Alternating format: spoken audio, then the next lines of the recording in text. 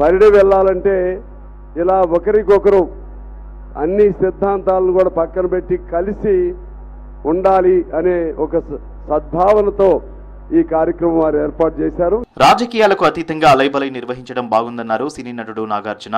ఇలాంటి కార్యక్రమాల్లో పాల్గొంటే కాన్ఫిడెంట్ మరింత పెరుగుతుందని చెప్పారు. ఇది మన పూర్వీకుల కాలం నుంచి వస్తున్న సంస్కృతి అని చెప్పారు కమెడియన్ బ్రహ్మానందం.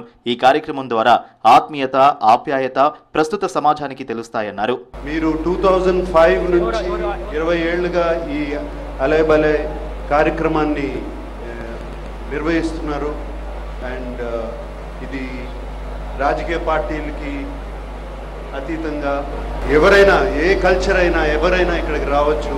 చాలా సంతోషం అండి. మాకు ఎంతో కాన్ఫిడెన్స్ ఇస్తుంది. ఎందుకంటే ఎప్పుడైనా అవసరం అయినప్పుడు అందరూ ఒకటి అవుతారు అనే కాన్ఫిడెన్స్ ఇస్తుంది. ఈ కార్యక్రమం ఇవాళ పుట్టింది కాదు, ఎప్పుడో మన పూర్వీకుల దగ్గర నుంచి వస్తున్నటువంటి కార్యక్రమం. అది శ్రీరామచంద్రుడు ఆంజనేయ స్వామిని హృదయానికి అత్తుకున్నటువంటి అలైబలై కార్యక్రమం అప్పటి నుంచి ఇప్పటి వరకు వస్తూనే ఉంది, జరుగుతూనే ఉంది. అలైబలై ఒక సాంప్రదాయం మాత్రమే కాదు, తెలంగాణ ఆత్మ అన్నారు బండారు దత్తాత్రేయ. స్వదేశీ భావనతో మనందరం ముందుకెళ్లాలని చెప్పారు. 20 ఏళ్లుగా అలైబలై నిర్వహిస్తున్నామన్నారు బండారు విజయలక్ష్మి. ఏడాది అలైబలై పహల్గామ్ ఉగ్రదాడిలో చనిపోయిన వాళ్ళ ఫ్యామిలీలకు అంకితం ఇస్తున్నామని చెప్పారు. 2005లో ఇది ప్రారంభమైంది.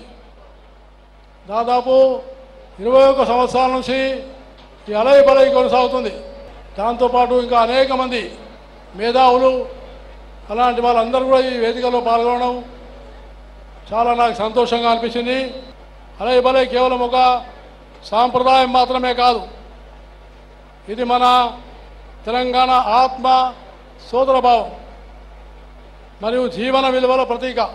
ఈసారి మీ అందరికీ తెలుసు, పహల్గామ్ అటాక్లో దాడి జరిగిన వాళ్ళ మీద సంఘీభావం తెలుపుతూ మన వీర సైన్యానికి గౌరవిస్తూ అలైబలై వేదిక ఆపరేషన్ సింధూర్ని గౌరవిస్తూ మీ ముందుకు వచ్చింది.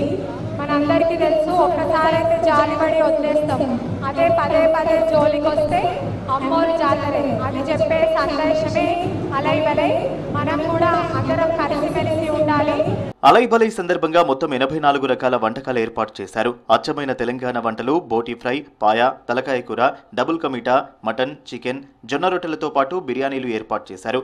గతేడాది కన్నా ఈసారి 24 రకాల వంటకాలు అధికంగా వడ్డించారు.